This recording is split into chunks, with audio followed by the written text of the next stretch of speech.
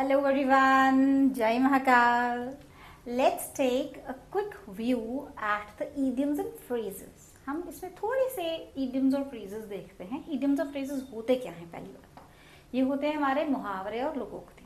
हमारी भाषा को और भी ज़्यादा robust यानी strong बनाने के लिए और भी impressive बनाने के लिए हम थोड़े बहुत idioms और phrases का ऐड करते हैं.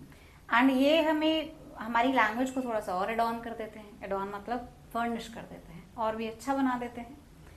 तो देखते हैं कुछ हमारे 4-5 इडियम्स देखते हैं और ये आप चलते फिरते थोड़ा बहुत अपने माइंड में याद करें ताकि आप उसको प्रोनाउंस कर पाएँ एंड आप अपने सेंटेंसेस में उसको यूज़ कर पाएँ. फाइन. तो सिंपल है. सबसे पहला, केक वॉक. केक वॉक का मतलब ये नहीं हुआ केक लेके हाथ में वॉक कर रहे हैं. It's not like that. Cake walk का मतलब होता है आसान काम, है ना. तो preparing for IIT is not a cake walk. मतलब आईआईटी के लिए प्रिपेयर करना आसान काम नहीं होता है. To be at your top most level in your profession is not a cake walk. आपके खुद के प्रोफेशन में टॉप लिस्ट में बने रहना कोई आसान बात नहीं होती है. तो नॉट अ केक वॉक, काम आसान नहीं होना. और केक वॉक अगर हम बोलें तो getting up early in the morning is a cake walk. I know this.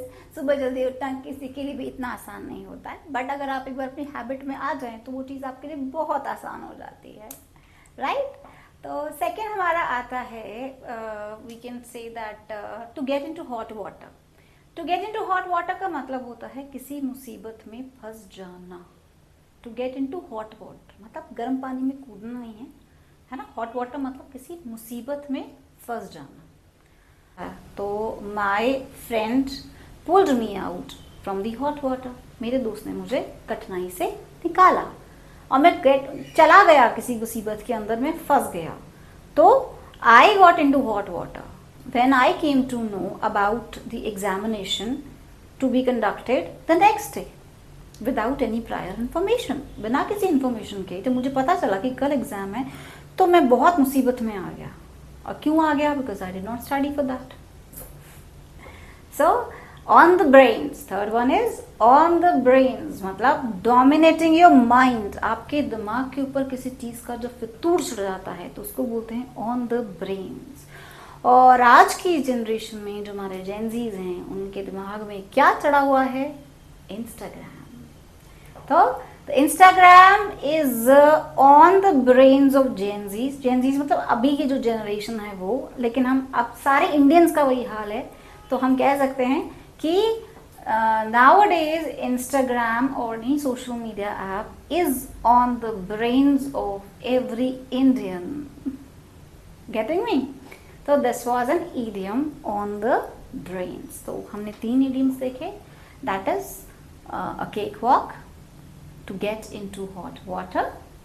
Then third one is on the brains. Fourth one we can take that मेरे काम मतलब मैं I am not interested in doing this. तो it is not my cup of T. मुझे ये काम पसंद नहीं है करना, मेरे इंटरेस्ट का नहीं है.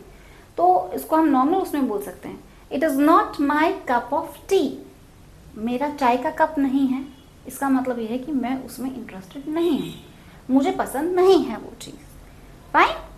तो इसमें हमने थोड़ी बहुत 3-4 इडियम्स देखे जो कि हम बहुत अपनी रेगुलर उसमें यूज़ कर सकते हैं. तो try to translate the sentences into English and try to put on these phrases और these what you call that idioms into it. So hope you all have understood about these simple terms. See you in the next session. Till then, bye.